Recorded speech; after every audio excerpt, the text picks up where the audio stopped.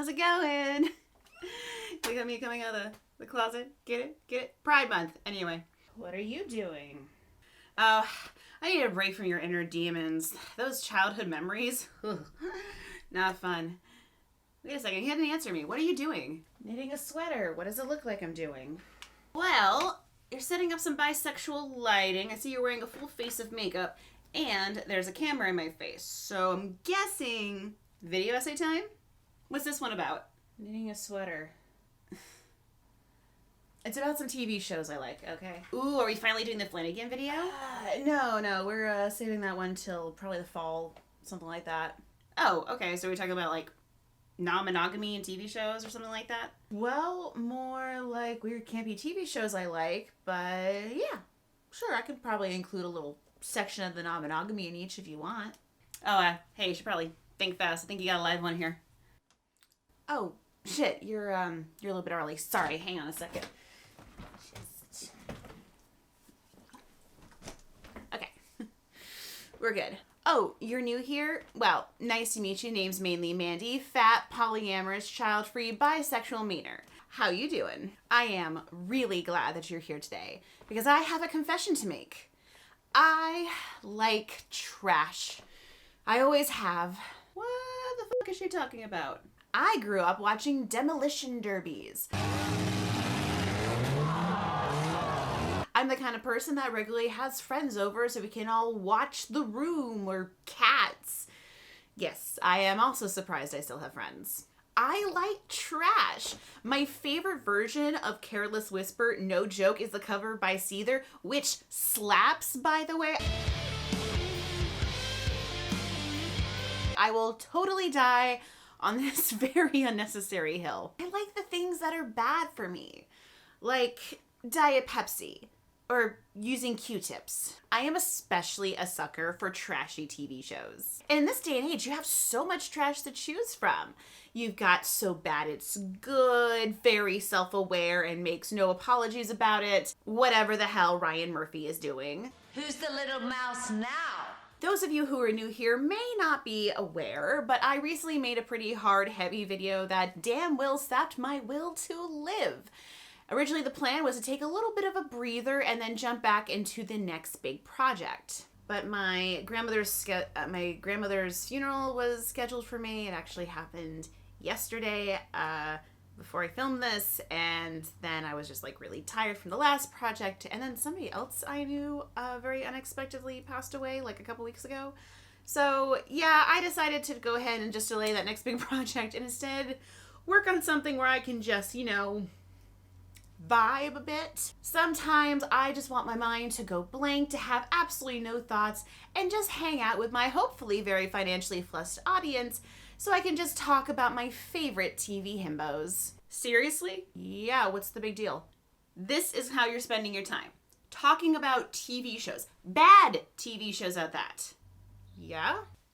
The world is dying. Politicians are more corrupt than ever. Half of social media isn't even usable anymore because of all the freaking spam bots. Reproductive health isn't covered as a right in this country anymore. There is a genocide happening right now in Gaza. You have finite time on this planet, and this is how you're gonna spend that. I brought popcorn. Unbelievable. Oh yeah, well, fine. Go then. I'm sure there's some pressing, embarrassing memory you need to find so you can bring it up when I'm trying to sleep tonight. Don't worry about her. She'll be fine. She'll go hang out with the inner demons for a bit and she'll forget all about it. So what do you all say, my very intelligent and very attractive audience? Do you all want to indulge in a little junk food TV? Oh, come on, baby. Reach inside. We both know you want to. Just go ahead and put your hand in and see what you pull out.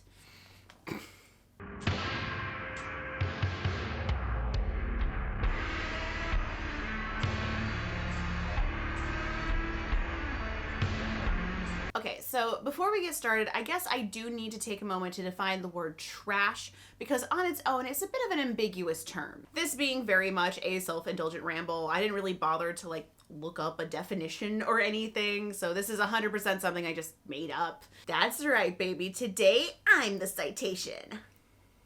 When I say trash, I am talking about a group of talented actors being given a wild, wacky script and then just deciding to run with it. I'm talking about laughably bad CGI, obvious green screen usage, and really cheap wigs.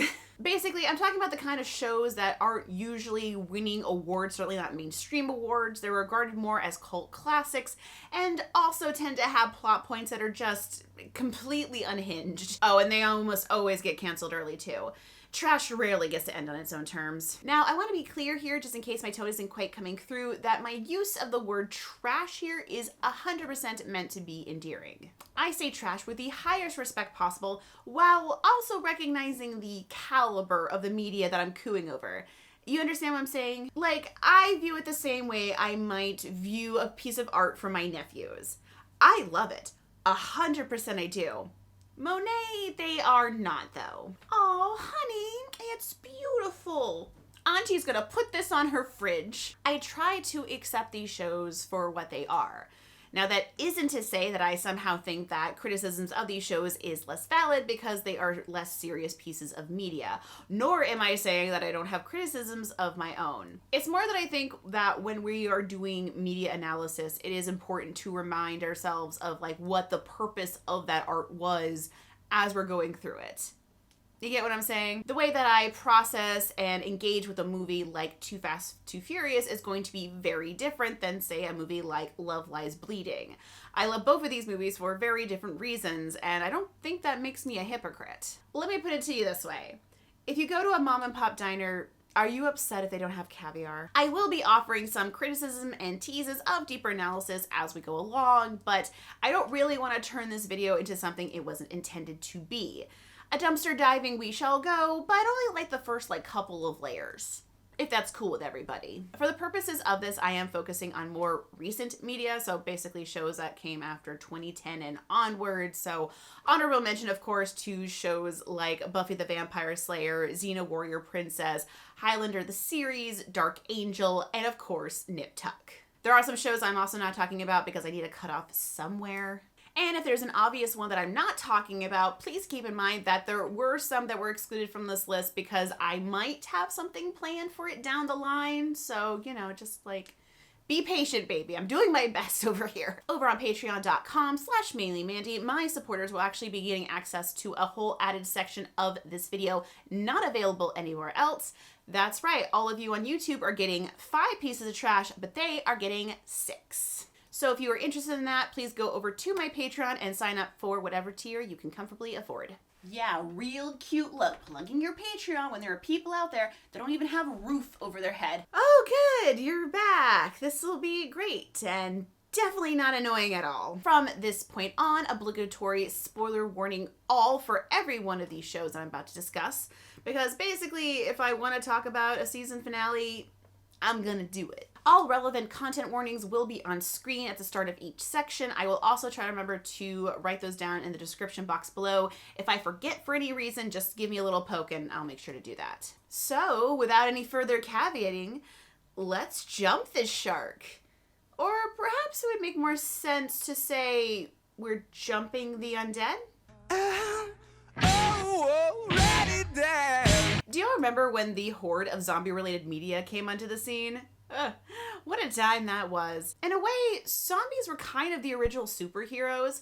They shambled so that Marvel could fly. The originality and quality of each zombie-related media obviously varies quite a bit, especially where TV shows are concerned. Personally, I hate The Walking Dead. I think it's bad, boring, and not to be that guy, but the comics were a lot better. It's true. I know it's obnoxious to be that person, but I'm gonna say it because it's true. The baby should have died, okay? I'm sorry. The baby should have died immediately. There's no, I don't care. No. The zombie shows that charm me are fun, self-aware, and at times batshit ridiculous. Enter iZombie. iZombie is a police procedural with perhaps the best pitch I've ever heard of. What if a zombie solved crime? Our main character, Liv Moore, get it? Get it? Is a zombie working for Seattle's medical examiner who eats the brains of murdered victims and then uses the resulting visions to solve the crime. And yes, it is exactly as amazing as it sounds. Initially, with the help of her boss, Ravi Chakrabarti, the only human to figure out her secret, Liv tries to make peace with her new life as a zombie, while also seeking better understanding of what ails her. Rounding out our supporting cast, we also have Peyton Charles, Liv's best friend, future romantic interest for Ravi, and also the assistant to the DA. Himbo, Major Lily White, Liv's ex-fiancé, who kind of accidentally wanders ass backwards into the world of the undead. And Clive Babineau, the no-nonsense detective that Liv helps in solving crimes. And also the only major character on the show to not become a zombie himself. In this universe, zombies can basically be like normal people. They can even disguise themselves with some hair dye and some tanning solution. Something which Liv herself usually opts not to do for reasons that are never entirely made clear. So long as they have brains to periodically eat, they can maintain their faculties and remain safe in society. If they go too long without a meal, though, they do go feral and will become a danger to others, a state which sadly isn't reversible once it happens. But eating brains comes with side effects, visions of the dead person's life, sometimes triggered by the most benign of events, as well as personality changes, some of which can be very drastic and disturbing to loved ones. That's just the initial setup, though. This show goes like off the rails by season 3. First of all, Liv isn't the only zombie. There's also Big Bad Blaine, who is going around purposely infecting Seattle's rich and powerful so he can then extort them for the brains they need to survive. This business model eventually expands into catering to specific desires of the elite, basically giving the brains of specific people so that they can have specific experiences, like being an astronaut or a musical theater major. We also later in the show get a paramilitary zombie group called Fillmore Graves, get it? Who eventually go on to essentially take Seattle hostage, turning it into a giant quarantine zone. The bit where they use vaccines to purposely infect people hits a little different in light of the rise of anti-vax sentiments in this country, but still clever. There's also Blaine's dad, Angus. He is verbally abusive to his son, basically constantly reminding him how he never measures up. It is kind of a huge driving force in Blaine's own motivations. His character arc across the show involves him also becoming a zombie, then being trapped in a well by Blaine, escaping said well, and becoming a zombie cult leader to a group of marginalized zombies. You know the guy that played Angus had 5 women accuse him of sexual assault, right? What? He did? Yeah. And the response from WBTV was to say that they had found no evidence of any misconduct on their set, so they kept him on. Shit. Hey, maybe we should do a deep dive into the allegations. You know, like really get into the details and make sure the story's known. No. This is supposed to be a lighter video. I need to do something fun. Okay, I'll put some links in my resource document down below if anyone wants to check that out, but I'm sorry, I really can't get into this right now. Fine, go back to your trash, traitor. There are so many other things that I love about this show. Seeing Liv have a new personality each week keeps the usual tediousness of a police procedural at bay. The really good episodes manage to have the brains affect the tone of the episode overall, like when Liv eats the brains of a private investigator, creating a film noir tone. There's a million stories in the zombie city. Dollars to donuts, this one ends with us sending Bunny to the big house. Or when she eats the brains of a hopeless romantic, basically recreating every scene in my favorite 90s rom-coms.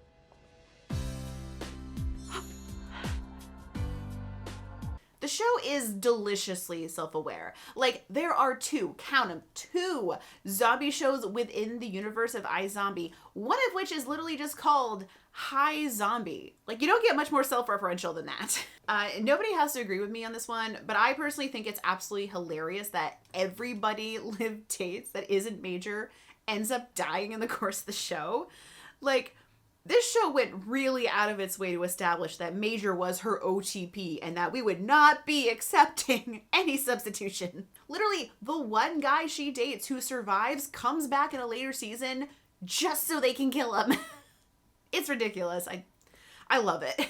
Ravi is undoubtedly my favorite character, which is true also for my roommate, who I basically forced to watch this show with me. He is the goodest good boy, just like the perfect yes man for all of Liv's zombie antics. He's immediately on board with everything that is going on and offers to help our main character because that's just the right thing to do.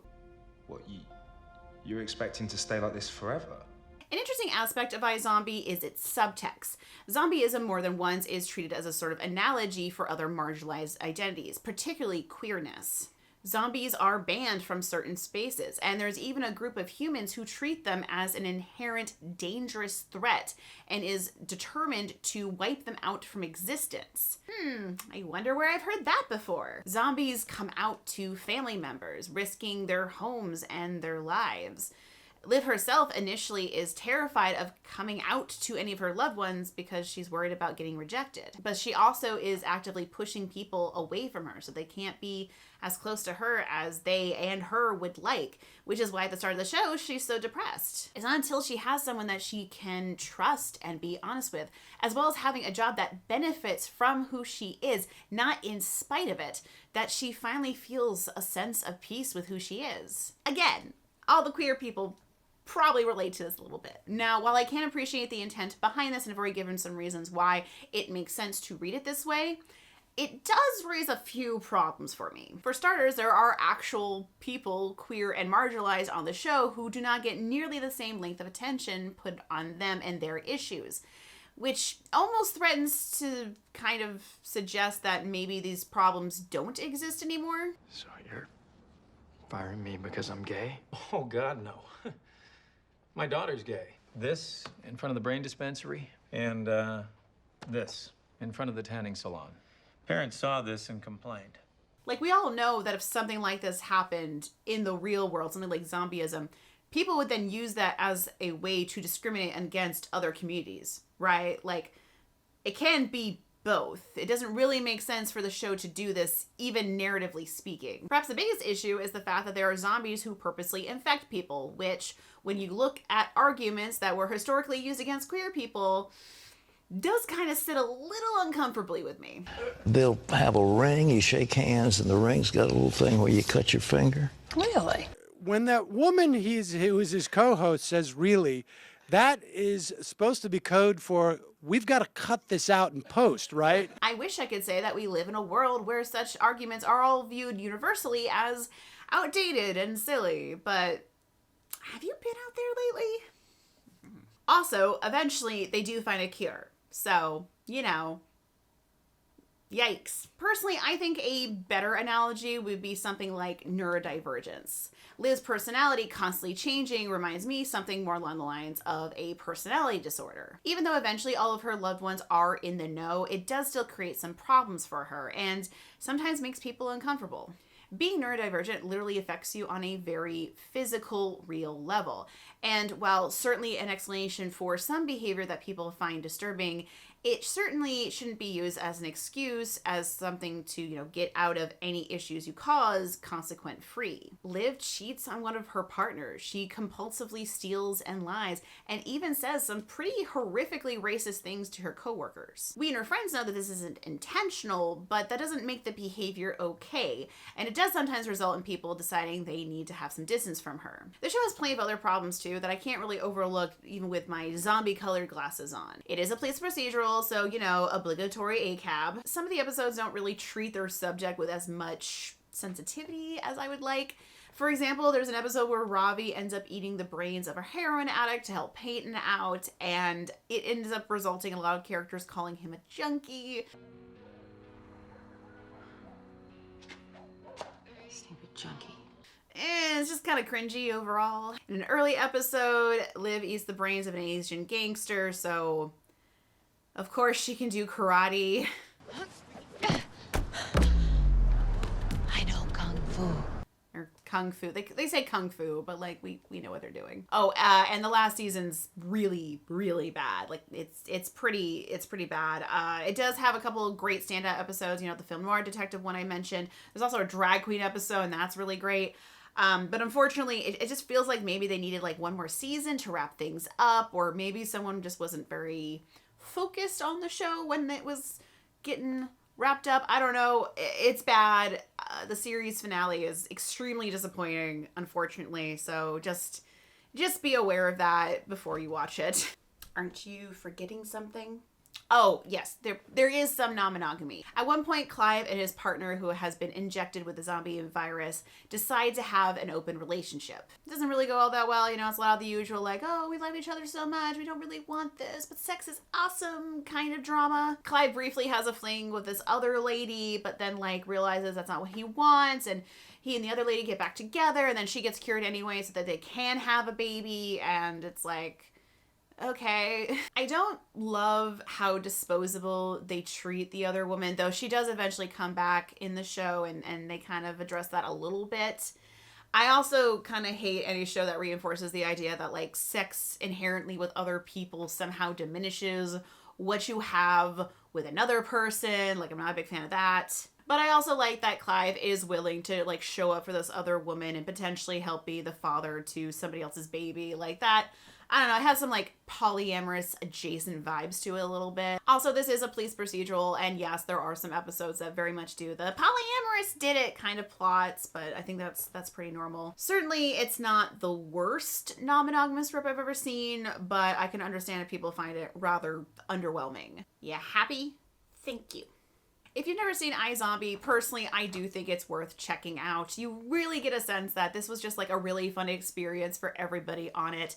The cast is clearly having a lot of fun. Where is the lynch? And it is just wild, some of the twists and turns that this show takes. Like, seeing how the zombie virus like changes and evolves throughout the seasons is generally very clever and engaging. Personally, Liv and Ravi's relationship is probably like my favorite example of a platonic relationship like ever depicted on television. I'm still mad we never probably got a musical episode. Okay, I will die mad about that because we came so close so many times. We even had an episode that opened with a cameo from Rachel Bloom. But a musical episode?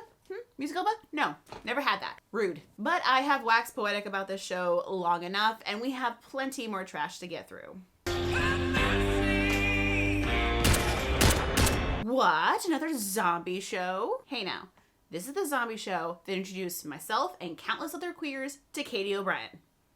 Okay? Show some respect. ZNation is a Sci-Fi Channel original show about a group of survivors trying to get a man across the country to whatever authority they can find. The man in question, Murphy, was a former prison inmate who was injected with an experimental zombie vaccine just before getting bitten, and has apparently survived, though not unchanged. So the plan is to get him to a lab so that they can hopefully create some kind of vaccine. At least that's how the show starts off. Things go off the rails by season 2. When my ex was initially trying to get me into ZNation, he told me the show kind of felt like one long zombie RPG, something I definitely agree with him now. Every episode it kind of feels like a DM is just trying to find a way to entertain a group of weirdos. What if the party were to encounter juggalos? What are Canadian zombies like? Sharknado, but zombies. Really, God? Really? The show is honestly fearless in a way that feels very refreshing, especially in light with how many zombie properties tend to take themselves very seriously. Like, don't get me wrong, I love Last of Us, it's amazing, and they did a really good job adapting the show. But like, I also like watching a stoner get high with a zombie in an air duct. Come on. Come on. Let's do shit, man. Our main cast goes through multiple changes throughout the seasons, but a few of our standouts include Roberta Warren, our leader, Doc, the aforementioned stoner who steals every scene he's in, 10K, a prepper whose name reflects how many zombies he's hoping to kill, and Citizen Z, a hacker turned NSA operative who helps our team as much as he can from his isolated position in Alaska. There's also Murphy himself, who changes skin color and abilities multiple times throughout the course of the show, and also remains a rather morally ambiguous character most of the time, at least. Interestingly enough, his storyline at one point also includes him becoming kind of a cult leader. I guess I just like zombie cult leaders. And that's just like the tip of the iceberg here. There are so many memorable characters to fall in love with. Like Kaya, for example, an Inuit woman who lives near Citizen Z and eventually becomes his partner in crime. And in love. There's Lucy, Murphy's daughter, a human zombie hybrid of sorts who can control zombies and also seems to age whenever she bites somebody. So she's actually played by like 8 different actors throughout the show. And of course, there's Addie and George, the characters here to remind me how bi I am. The real stars of the show, though, are the zombies themselves. Part of what makes the zombies in ZNation so much fun is just really the variety available. You have so many. You got blasters, special zombies that were created from a nuclear blast. You have phytos, zombies that basically have like plants growing all over them. And you even have talkers, which are basically a breed of zombie capable of human speech. You even get Viagra zombies, which are exactly what you're imagining right now. Kid, it's official. You have now seen it all. There's also just like a lot of fun in-universe lingo and world building. There's something called Z-weed, which is basically like a specialized weed that grows on zombies. Apparently it's pretty strong stuff too. Whenever our heroes encounter zombies out in the field, they'll call them puppies and kitties, and will refer to putting down a zombie as giving mercy. We have plenty of other different survivor groups too that we get to encounter throughout the show, all with their unique quirks. Everything from cannibals to Mennonites. Such groups and their safe holds almost always end up becoming destroyed or overrun by the end of the episode after encountering our heroes, to such a point it's basically kind of like an in-show joke. Not the only one for that matter.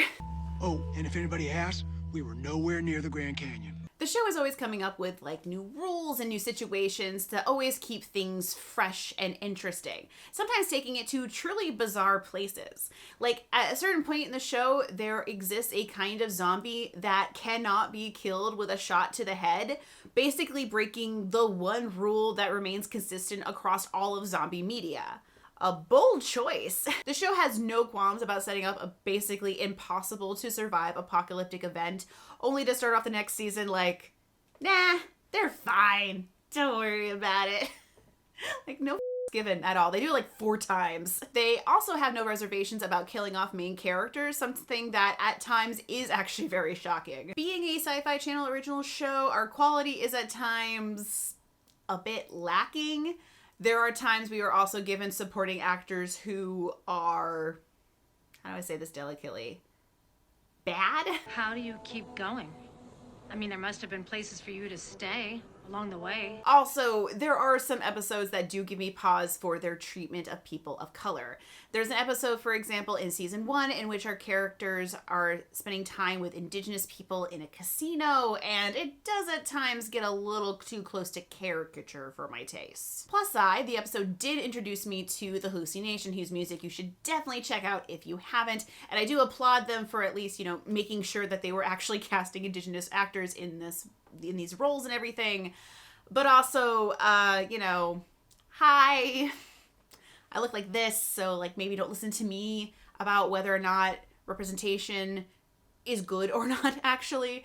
I'll have some further reading in the resource document down below, but I'm just saying I should not be your first nor last source of information about this subject. Okay. There's also a character named Cassandra, who at the end of season 1 has turned into a sort of special, almost like sentient kind of zombie called a blend that is controlled by Murphy. And Murphy uses his control of her to make her dress like this. I want to make it clear, a character dressing in a more, quote, provocative way doesn't bother me. However, prior to this is how she dressed. Considering the character's backstory as essentially a sex worker who was forced into that role because of cannibals wanting to use her as bait, it just all sits really uncomfortably with me. After becoming a blend, her entire personality becomes essentially just being Murphy's pet. All autonomy stripped from her, which, I mean, it was a really big deal for her to have autonomy in the first place, so yeah, this just feels cruel. And then she gets like randomly killed, and I don't know, it just sucks. Like, maybe a personal opinion, but I just can't help but feel like this was just not the direction they should have taken this character in. I don't know, it feels kind of cruel and weird and unnecessary. Another big problem with the show is something that I actually just kind of praised it for a moment ago, which is that the show is always changing the rules, and it's not always clear why. Like, I understand logically that this is the kind of show it is, and it likes to keep changing things up to keep things interesting and fresh for the audience like myself that kept showing up for it. I'm just saying that sometimes narratively, those reasonings don't really hold up. For example, at the end of season 1, Addie, my future wife, has been dealing with a lot of PTSD and decides that she's going to stay at an all-women sanctuary. And I actually like this as like a plot development because it makes a lot of sense. Like, we're actually getting to see the impact of what it must be like living in this high-stress world. But this is all undercut by the fact that at the start of the next season, she returns and all talk of her PTSD just completely stops. Like, it's literally never brought up again. Don't worry about it. In ZNation, sometimes things just like get built up quite a bit only for the resolution to be kind of unsatisfying. Take season 4, which spends the entire length of its runtime basically building up to the launch of Black Rainbow, a specialized kind of weapon that rich people want to use to try and rid the world of zombies.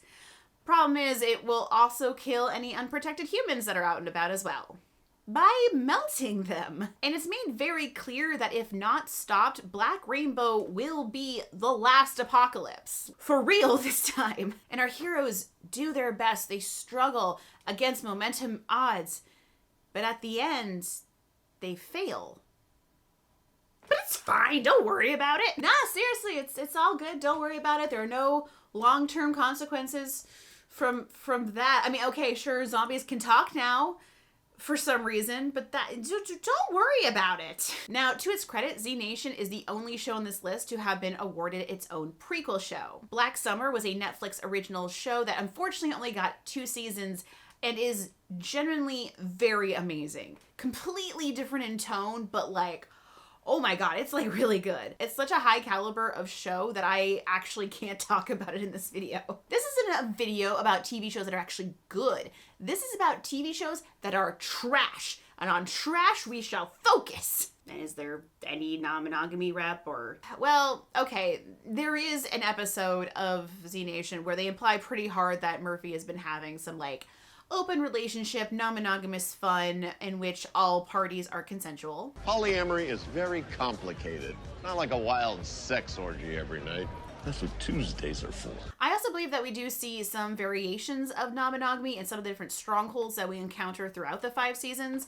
Nothing really like sticks out in my memory, so I don't think a lot of time was necessarily dedicated to that, but you know, that's something, I guess. Disappointing, but I mean, I know better than get my hopes too high. So can I move on to the next one now, or what? Yeah, sure, why not? I mean, as long as it's not some stupid show where a bunch of people get attacked by animals. Oh, shit. Sorry, but...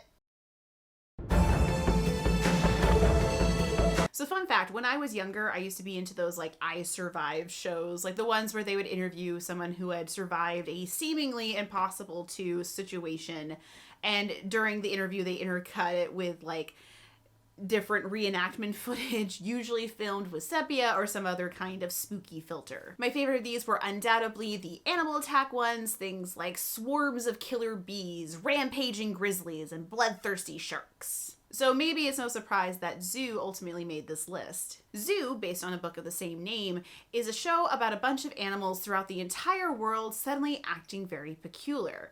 The most remarkable of these symptoms, of course, being increased aggression towards humans. An international team comes together and tries to figure out what is ailing the animals and if there's any way to save them. Do I even have to say it? Much like with ZNation, our core team experiences some changes as the seasons go through, but a few of our regulars include Jackson Oz, a zoologist whose father seems to have predicted this outcome, Jamie Campbell, a journalist who sort of wanders ass backwards into the world of animal attacks, Abraham Kenyatta, a safari guide and friend to Jackson, and Mitch Morgan, a veterinary pathologist. Of the group, Mitch is definitely like the standout for me. He is 100% the group's cynic. Every line he like delivers has a healthy amount of snark just sprinkled all on top of it. He drinks. He just like really exemplifies divorced dad energy. He's kind of the perfect balance to the more hopeful, upbeat members of the team, in particular Jamie. Their whole will they, won't they, by the way, might be the most devastating romance in the entire trash TV extended universe, I swear. I have truly lost count the number of times that I've been screaming at my TV for these two to finally get together, only for them to almost come like super close to it, and then some stupid plot point tears them apart again, and then I'm screaming at the TV for a new reason. Also, Mitch is attractive to me, and I don't think I am mentally prepared to examine what that means about my age yet. Another huge plus of the show, everybody has daddy issues. Jackson has daddy issues. Mitch has daddy issues. Mitch's daughter Clementine definitely has daddy issues. Everybody gets daddy issues. Well, except for Chloe. She has fiance fucking her sister issues. Still valid, of course. The drama in this show is just, absolutely amazing. Between all of the daddy issues, Jamie and Mitch's whole thing, not to mention there's this whole thing in season 2 where Jamie's into a guy, but it turns out he's actually like undercover for the big bad, and Jamie finds out and is super pissed, leading to perhaps one of the best endings to an episode of television I have ever seen in my life. But I am not just here for the drama. I am also here to watch animals attack people, and a lot of them. There are a lot of, fun Animal of the Week episodes, especially in season 1. One of the standouts, of course, is the rapidly reproducing rat episode. Common with these types of shows, we also get a lot of fun, like in-universe lingo, things like the mother cell and defiant pupil. Defiant pupil sounds like a very specific kind of Friday sub. Throughout the show, we get to see, examples of how the world is like being affected by all of these animal attacks. Sometimes these are completely unrelated kind of teaser things, and then other times they are more directly related to episodes that we get later. For example, like when stray dogs start leading tourists away from their tour groups and kill them. Or when a bear wanders into somebody's flat. My favorite one of these is probably the one with the 2 women in the Arctic. Their equipment starts getting attacked by bats, leading to the very real problem of them potentially freezing to death. First of all, canonically queer characters, which sadly is actually noteworthy for the show. And number 2, bats! Like who doesn't love bats? Well, the show starts off initially with normal animals, or, normal enough, all things considered. By season 2, things have just gone straight into the world of bizarre. We're talking sloths that cause earthquakes and saber-toothed tigers. You even get human hybrids. In fact, the bulk of season 2 deals with the fact that Jackson is now starting to exhibit the same behavior that they're seeing in the animals they're trying to save. Remember the daddy issues I talked about earlier? Yeah, a lot of them come up this season. Jackson finds out that his father may have purposely infected him and his mother with basically the same genetic mutation that is causing all of the animals to go feral, meaning that eventually he will do so too. Season 2 in general kind of deals with the repercussions of dealing with a, abusive parent, and is honestly pretty genuinely fascinating. It makes for a genuinely riveting time, especially with the reveal later on that Jackson's father is actually still alive and might be the only person on the planet who can help him. Now, to balance this out, I probably should let you know that a major problem with Zoo is the fact that how it perpetuates the harmful idea that animals are just bloodthirsty, mindless killers. Wow, you were really dedicated to being a killjoy this video, huh? I'm just saying, it would be so easy for us to make a little exploratory video essay talking about the demonization of animals, particularly animals demonstrating very normal behavior in light of their territories being encroached upon by humans. It's so easy, we start off with like a little story like you shared before about being into those animal attack videos, and then we transition into one major problem with Zoo is how bad the animals look after season 1. I tried. This was done because working with live animals can be dangerous and also a bit on the pricey side. But after season 1, a lot of the times the attacking animals are done in CGI, and it just doesn't look nearly as good. Like, I want to say the green screen was definitely better, but actually, I am going to say that. Look at this shit. Don't get me wrong, I do love it, but I also hate it. Like, this is cursed. Cursed vibes. Wretched. No thank you. Also, it doesn't escape my notice that this is meant to be an international team coming together to save the globe, and the majority of the characters are white Americans. Don't get me wrong, I love Abraham. He's a very good boy as well. Great character overall. But, you know, initially he is kind of just like here to be Jackson's friend, which feels a little weird.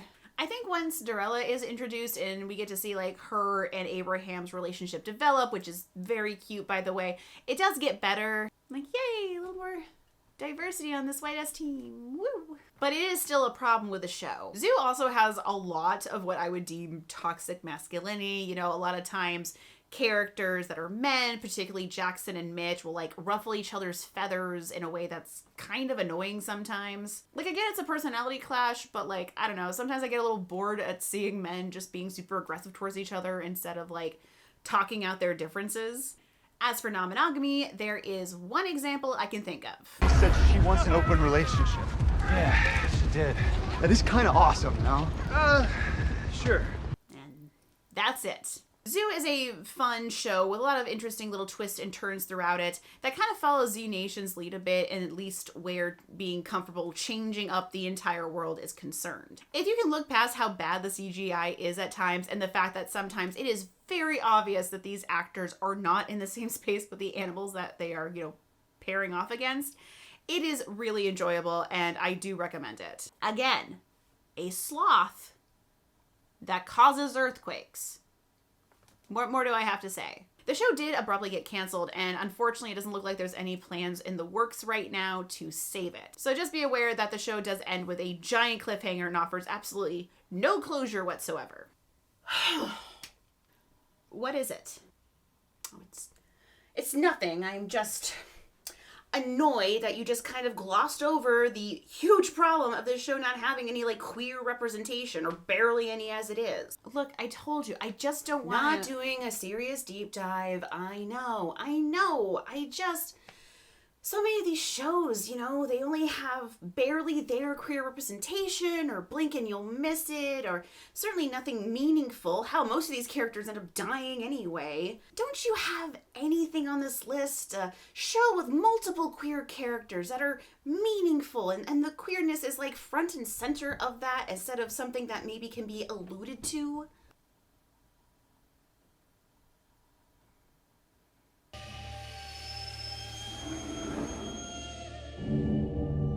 Oh my god, Warrior Nun? Oh my god. Okay. Shutting up right now. Lips sealed. 100% support you. Go off, queen. Warrior Nun is about a group of battle-hardened nuns who have to fight literal demons to protect our world. Our main character, Ava, is a dead quadriplegic who is brought back to life when an artifact known as the Halo is hidden inside of her body. Not only is she alive again, but she actually can walk now and has other special abilities, such as being able to phase through walls and being able to see demons. It turns out that the Halo has been passed down through generations, helping a secret set under the supervision of the Catholic Church to battle evil, each generation having its own chosen one known as the Warrior Nun. She is meant to carry the burden of the Halo as well as lead the team. Now under the order of the Cruciform Sword, Ava must learn to control her new abilities, as well as come to terms with the greater forces that are at work, some of which are not what they appear to be. And that's me like actively trying not to spill the beans too much about this TV show. Unlike some of the others on this list that I don't really have any qualms about spoiling, this one I feel a lot more hesitant to do so. While I saw some of where the show was... My cat has zoomies. While I saw some of where the show is going overall, the end of season 1 really upends things in a way that is generally fascinating and shocking. And season 2 picks up that narrative ball and just runs with it. I can best compare it to the way that Agents of S.H.I.E.L.D. changed, and for the better, after the events of Captain America: Winter Soldier. If you know, you know. If you're only going to pick one TV show on this list to check out, I highly recommend you make that choice Warrior Nun. Trust me. Starting off with a strong stuff, Warrior Nun is 100% queer. There is a lot of queer representation in this show. Our main character is bisexual, definitely showing an interest in men, but then also developing a very romantic and very cute relationship with one of the other nuns, Sister Beatrice. Beatrice, by the way, is amazing. I 100% love this character so much. It's implied pretty heavily in the show that Beatrice is basically ostracized from her family for being queer. My parents are in politics, diplomats back in England. Conservative. And concerned about appearances. I wasn't falling into line. so they shipped me off to Catholic boarding school. My whole life, people have tried to make me into something I'm not, to make me normal, or at least acceptable. I became skilled at so many things just so I would still have value, despite my flaws, or what I had been taught was a flaw. Of course I tried to fit in, but when you're punished just for being different, you begin to hate what you are, and what you love, what should make you happy, only brings you pain. Don't hate what you are. What you are is beautiful. She also has like one of the coolest fight scenes in the show. And like seriously, what's more queer than falling in love with a badass nun? Seriously, the relationship between Ava and Beatrice is the lifeblood of this show, especially in season 2. And it is all text. This is not me just like reading into anything or anything like that. Oh no. This is explicitly queer. I love you. But it doesn't stop there. There are plenty of other queer characters to love. You have Sister Mary, aka Shotgun Mary, who was very clearly in love with the previous warrior nun, Sister Shannon. Her entire arc in season 1 is literally just her trying to come to terms with that death and investigate who might be actually responsible for it. Very revenging sapphic vibes. Sister Lilith is also great. She was actually supposed to be the next warrior nun and thus feels especially frustrated with Ava's unceremonious recruitment. She also becomes part demon and is 100% allowed to step on me. Mommy? Okay, and like my reading on Lilith as queer is technically not as text. It's a little bit more subtle.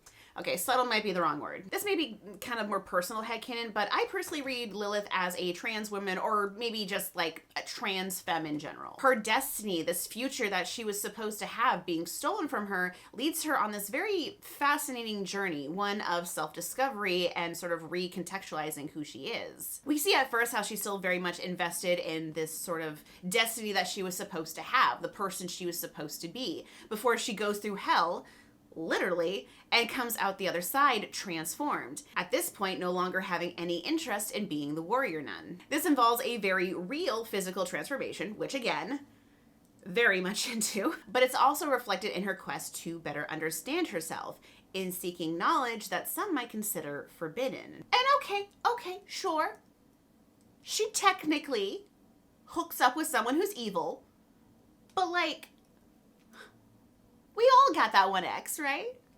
You know, my ex just getting me into literal hell. I don't know. For me, the Lilith is trans reading really hits home in the scene with her mother. Lilith is pretty soundly rejected by her mother, who sees Lilith's inability to become the warrior nun as a personal failing and her ignoring tradition, rather than maybe just it not being something that was meant for her. Me, no action. I have the scars to prove otherwise. That doesn't prove anything. Proves that my mother only cares about the expectations of her daughter, refusing to see the reality of the actual woman sitting in front of her. I have accepted the only reality that counts. My daughter will never be the warrior nun. Now, this reading obviously isn't perfect for a couple of reasons that we're not going to get into right now, but I'd be very interested to know if anybody else picked up on this, especially anyone in my trans audience. Please let me know in the comments below. Rounding out the supporting cast, we also have Sister Camilla, who I love. She's probably my favorite character. Very sweet and funny. You know, a little green around the ears, but she can hold her own. There's also Mother Superior, who helps prepare the nuns for battle, and was also a warrior nun herself briefly before tragic backstory thing happened. And there's Father Vincent, who shows a lot of faith in Ava's abilities despite her being essentially an outsider thrust into their world. The show is very much a descendant of Buffy the Vampire Slayer. You've got the Chosen One narrative, the whole, you know, I'm a teenage girl with the weight of my world on the shoulders, all of the sapphic vibes that come with, of course, plus lots of world building that at times is very silly. Much like many of the others on this list, this show knows exactly what it is and what it is doing. I mean, just take a look at this. Faith is my business. Like, she literally makes the sign of the cross with the gun. Like the smoke with the... That's amazing. Something I really want to give warrior nun props for is the fact that they're able to have this sort of, you know, trope of a chosen one, but they do so in a way that actually makes it like really interesting and kind of clever and never really feels boring or tedious to me. Even in something like Buffy, I can sometimes find myself rolling my eyes a little bit when our main protagonist is throwing a hissy fit about having to be the chosen one to save the world. But I never feel that way with Ava. Ava spent the majority of her life bedridden and at the mercy of a nun who was very abusive to her and in fact ended up killing her and telling everybody it was a suicide.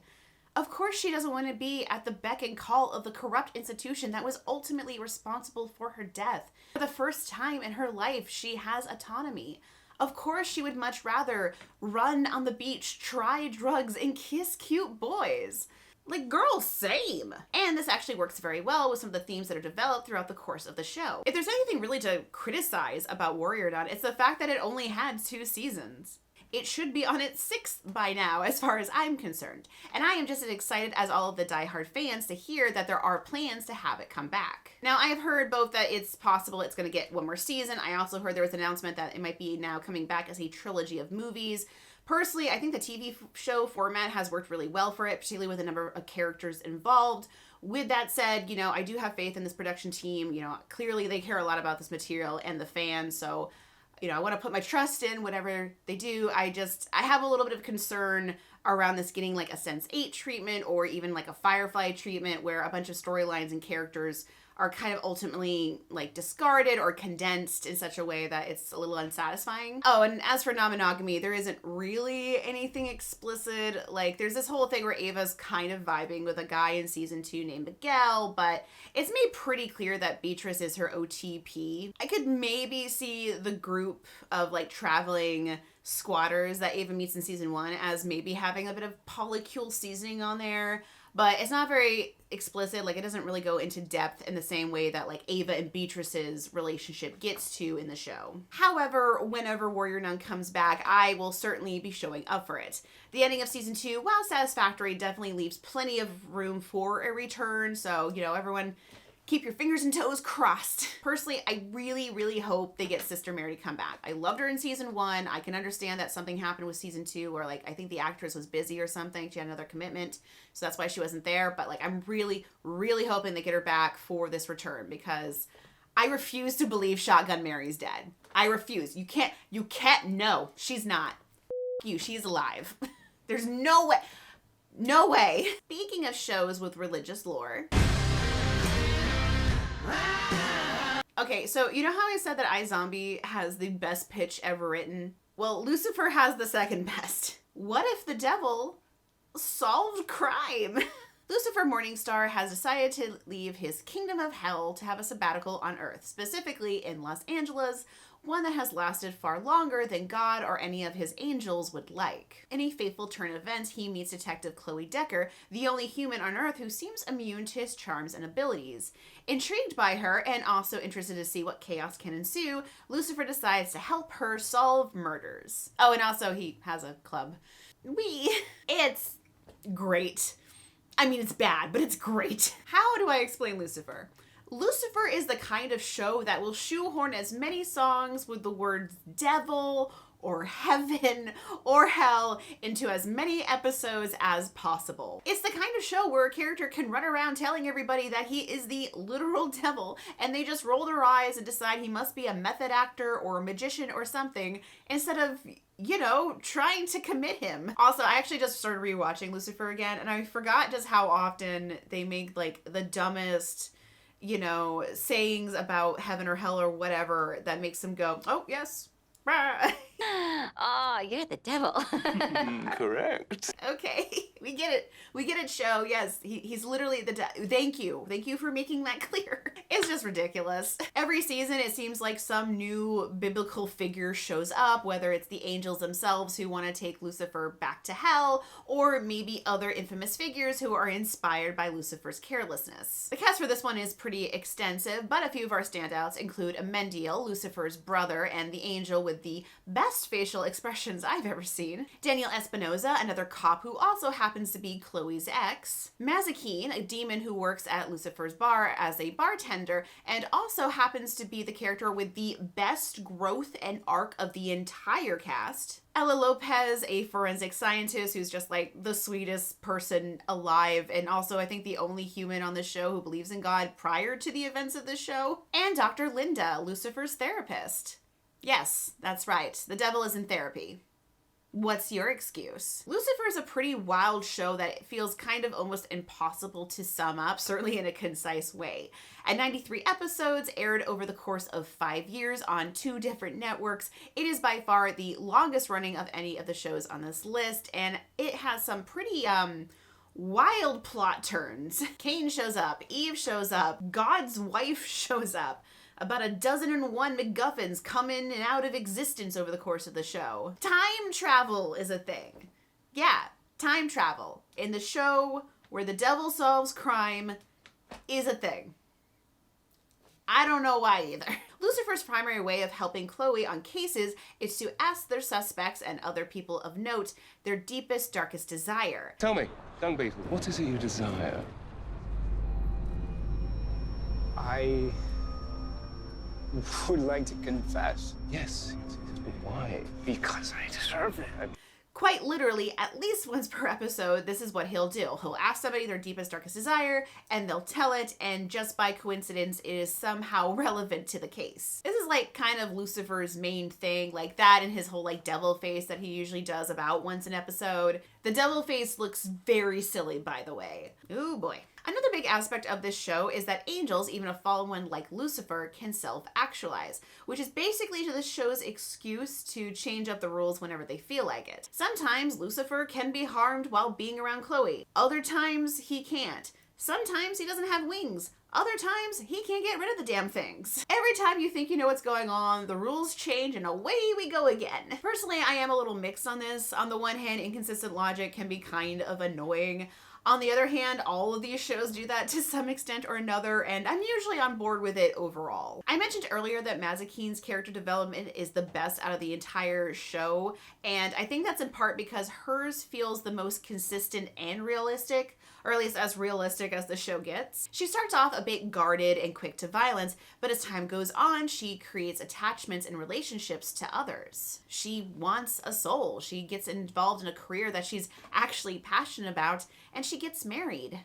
Now that is hashtag couple goals right there. Now, while this show does have many explicitly queer characters, in particular Mazikeen and Lucifer are both shown to be bisexual, there is some things about this representation that I do want to criticize a little bit. Lucifer shamelessly flirts with basically every woman he comes across and has relationships with plenty of them throughout the course of the show. And we also know that he has had relationships with men, thus making him canonically bisexual. The show has even won awards for its bisexual representation. But what I do find odd is that Lucifer's interactions with men tend to be less sexually charged and flirtatious than his interactions with women. Even though he is shown to be open to when a man expresses interest in him, he doesn't really pursue it in the same way that he does with women. Which one do you desire? You. I'm gay. Oh, right. Well, my dance card's full with this one, I'm afraid. Now, important caveat to make from a bisexual woman before anybody writes something in the comments, it is not wrong for bisexuals to sometimes have preferences, and that does not automatically make Lucifer less queer for having them. I myself am a bisexual woman who mostly dates men. Like, I'm not saying that it's wrong to have a sexual preference that tends to align with, quote, normal heterosexual whatever. I'm just pointing out that the show is not nearly so as bold of showing Lucifer's attraction to men as it is with his attraction to women, and it is just like very obvious to me. Like, we have a whole plot at one point in the show revolving around Eve showing up and the two of them hooking up like bunnies, but we never get a similar plot point with an ex-male lover. Hell, even in an episode that is very specifically featuring ex-lovers of Lucifer, some of which are definitely men, it just feels, I don't know, like he's being held back or something. Like, again, I'm rewatching it right now, so this is something I can tell you that wasn't originally written in my script. But like, there's literally an episode where he wakes up in bed with a man and a woman, and the woman is all cuddling on him, but the man's like on the far side of the bed. But then like an episode or two later, we see him after some kind of group sex scenario where everybody was a woman and they're all cuddling with him, and it just, I don't know, it just feels weird, man. And by the way, I want to make it very clear, I 100% do not blame the actor for this. Like, Tom Ellis is extremely charming. He could have chemistry with a brick. God, if he and Raul Coley ever end up in the same piece of media, the internet will never recover. Personally, I place the blame on Fox, who seem to kind of want it both ways. Queer cred, but also no homo. Oscar freaking Wilde. Really? Now, he was an interesting bachelor. Tell me everything. Well, he was straight when I first met him. What I mean to say is that it feels like Lucifer shies away from showing men together in a way that it doesn't with women. There is some non-monogamy represented in the show, kind of more of the open relationship type. Lucifer is shown as being in many different group sex scenarios, as I mentioned earlier, and also doesn't really seem that interested in monogamy, at least not until Chloe shows up. I can't say that I specifically remember a plot point in one of the episodes, like, being about a non-monogamous couple, but it probably was, and I just don't remember it. Also, this is another police procedural, so doesn't look very good for me now, does it? And it's one that's focused very specifically on the LAPD, which has a, we'll call it, spotty record where justice is concerned. Perhaps in part because of how long it ran and some of the, like, jumping around in networks, there are times that the show does feel like it drags in a way that doesn't really plague any of the other ones on this list. Like, I personally actually almost bailed in the first season the first time I was watching this, but the second half of season 1 actually did grab my attention, and things really did pick up after that. Later seasons, especially the final 2, just generally feel a lot less fun than the previous seasons. The final season especially feels almost unnecessary to me, but I will say I feel like they managed to wrap up the show in a way that ultimately felt satisfying. I think if I had been in charge of making this show, I would have somehow maybe found a way to, like, condense the last 2 seasons, or I don't know, maybe just, like, streamline it a little bit, get rid of some of the subplots that don't really matter. Personally, I think I would have got rid of all the time travel bullshit because, like, what in the Terminator is this nonsense doing here? And finally, Linda is a bad therapist. Sleeping with your patient, whether or not they are the literal devil, is always a bad idea. She does eventually stop the sexual aspect of their relationship, and, you know, good for her on that, but it is still a problem that's never really addressed, and in the real world, someone like this would and should lose their license. And I say that while also admittedly really liking Linda as a character, but still not okay. If you can get through some of the parts that drag a bit, Lucifer is a very fun, silly show. Tom Ellis is honestly an absolute delight to watch, and I highly recommend at least trying it out if you can. So do you think you get a little pass for liking police procedurals, a little supernatural twist in there? No, I wouldn't say that. Although technically speaking, it's more like 3, but I haven't finished Manifest yet. I have to go. I can't do this. I'm sorry. Damn it. I have to go talk to her, don't I? I don't want to talk to her. I'd rather talk to you all about another television show that I like. And in fact, that's what I'm going to do with my Patreon supporters over on patreon.com/mainlymandy. That's right, they're all getting one more trash television show that I'm going to speak exclusively to them about. So if you want access to that, go over to Patreon, sign up for any tier, and you can also see that. For the rest of you, well, I guess they'll just get the catharsis a little sooner.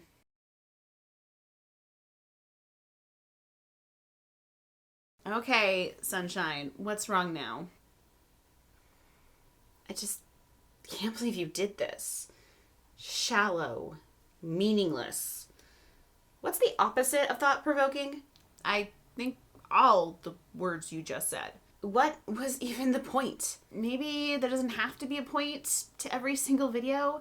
Maybe I deserve sometimes to just have fun and relax and just talk to people about silly TV shows I like. But we're running out of time. Can't you sense that? Please, I'm trying to explain to you. Explain what exactly? That instead of doing any of the important work that you could be doing right now, putting out educational resources about non-monogamy, fighting the bigoted misinformation being spread online about your trans friends, helping orphan children for fuck's sake, that you're sitting here on your ass and talking about stupid zombie shows. If you're calling a show with our future husband in it dumb, then you've got another thing coming. Even on a personal level, you're failing right now. You could be working on a degree that would help you actually pay your bills, updating your will finally, or I don't know, maybe just reading one of the millions of books that you have bought that are sitting unread on your bookshelf right now. I just needed to do something simple. Still haven't got around to learning Spanish, I can't help but notice, or American Sign Language. I don't have time. Selfish, self-important, ungrateful. You know, she was right about you. That's enough. It's too much. Okay? The expectations, the world, my own standards. I just needed a break from all that. I am one person, and it is too much. My last video took so long, and I have all these other big, important projects that I want to get to. It's like my brain sometimes just slides off of things, you know? It just kept sliding off of it. I can't seem to follow through on most of the things that I need to do right now. I can barely keep up with my own laundry, let alone trying to be a productive, fully engaged, unproblematic leftist ally. It's impossible to be perfect. Perfect sister, partner, friend. Pretty sure I'm failing on all of those fronts right now. I've only managed to make one video essay this year so far, and I'm actually making less on Patreon than I was before it came out. And everything feels like it's getting worse. My friends are all terrified. And I know it's small in the greater scheme of things, but lately, Jesus, it just feels like my body is starting to fall apart between my foot and there's these weird dry things happening on my scalp lately. It's just too much. I'm tired, and I'm overwhelmed, and I'm behind on basically every video essayist and podcast that I follow right now. I've barely even watched the news in months. If it's not showing up on an Instagram reel at 1 a.m. on a Tuesday morning, I mean, I probably haven't heard about it. Sometimes the only, and I really mean the only respite I get from any of that is to turn on a dumb TV show with plot holes you can shove a rampaging elephant through, where logic is inconsistent as fuck and characters change hair color for discernibly no reason. Maybe because it feels safe? Because it is distracting trash? But I mean, whoever decided that silly media is somehow less worthy of attention and of indulging? You know, when was that meeting? No one invited me to it, you know? What's so wrong with indulging a little trash here and there? If I'm going to do my best to keep showing up and adding my voices at the times when it's really needed, then yeah, I'm going to need these stupid breaks where sometimes I just watch a zombie solve crime. I decided to make something silly, inconsequential. Will anybody remember this video essay 10 years from now, 5 years from now? Probably not. But who cares? Why should I care? We all should get a chance to relax. Sometimes you don't want to eat a delightful, healthy salad. You want to just eat a greasy, disgusting slice of pizza, you know? I understand what you're trying to do. Really. I do. I feel what you're talking about. That guy. The one we knew. It died a couple weeks ago. Remember how old he was? I remember. You don't have to say our age. Maybe a little bit younger. No rhyme or reason to it. Just here one moment and gone the next. Yeah. We are running out of time. We can't waste it. Not a single minute. Time you enjoy wasting wasn't wasted. Lennon?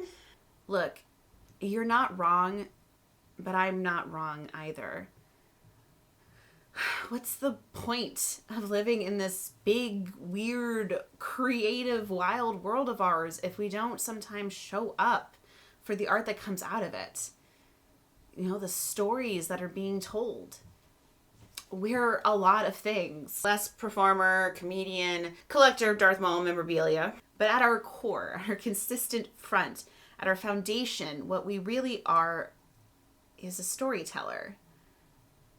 And you can't tell stories without also being willing to listen to them. Much like you can't write a book if you've never read one, or a television show if you've never seen one. Wait, we're writing a TV show now? Well, you know, not literally. Okay, well, fine, maybe a little bit, but that's not the point. What is the point? The sincerity. That's the point. Earlier this year, friend of the channel, Aranock, released a video called The Best Genre You've Never Heard of. In it, she discusses a genre of film that she refers to as Ren Fair Cheese, essentially fantasy properties like Stardust or The Princess Bride that are also funny, but also at their core, and this is the point of the video, sincere. While I was working on the script for this video, I actually allowed myself at one point to take a break, probably for some frivolity like eating or something, and watch that video essay. And there was something in particular she said that really stuck out to me. I think the reason works like the MCU or bland, grimdark art bother me is that they insult their audience. The MCU cannot let you sit with a sad feeling because it's scared to have the audience feel anything deeper. It's art that is afraid of risk. The reason why Guardians of the Galaxy films and Black Panther films resonate, even if they have flaws, is because those films actually take a risk emotionally, unlike their peers. That's why Jessie and I made a Guardians video on her channel, after all. On the other end of things, grimdark works like Batman vs. Superman think maturity is when everything's serious and miserable and cannot dare to feel something other than a very narrow set of emotional experiences. Both fail because they're terrified of being sincere. And sincerity doesn't magically make perfect art or something, but it's at least far more compelling. There's a reason people are fascinated by The Room. The Room's got many extensive flaws, but Tommy Wiseau's weird little vanity project is sincere, and that intrigues people. I'm using my favorite films in this genre to discuss these concepts, but they apply to all genres, to all forms of narrative writing. I want art that conveys something meaningfully and emotionally, not just simplicity. I don't want empty noise. I don't want corporate tax write-offs. I want you to genuinely care about art. I immediately opened up my Google document and wrote in one word into the script: sincerity. That is entirely true. I did not make that up. And I think that's what my main takeaway is from these shows. They are far from perfect pieces of media, very messy overall. The dialogue is at times hit you over the head obvious exposition or else delivered very woodenly. Villains are often over the top evil and our heroes so sweet they threaten to give us cavities. But the thing that really comes through for me is how sincere they feel. I can truly feel the love that was put into these properties, the care. These writers sat down and said, hey, we have a wild story to tell you. You want to hear it? And my response was 100% to say, do you really need to ask? Hey, while we're talking, I am really sorry. It's really okay. No, it really isn't. I'm sorry. I don't mean to be so hard on you. I think I'm trying to be helpful in my own deeply problematic way. I just struggle to be more compassionate during those moments, you know? I know. I never should have brought her up. That really wasn't okay of me. No, it wasn't. But maybe in the end, it's for the best. What do you mean? I don't think we can put off talking about it much longer. Oh, I see. We can't keep avoiding her. Are you sure about that? Because I think we could procrastinate on this at least another year. Your Patreon supporters are like the most patient people I've ever met. Those are over on www.patreon.com/mainlymandy, by the way. It's time. All right. Let's do it. Let's make a video about Mom.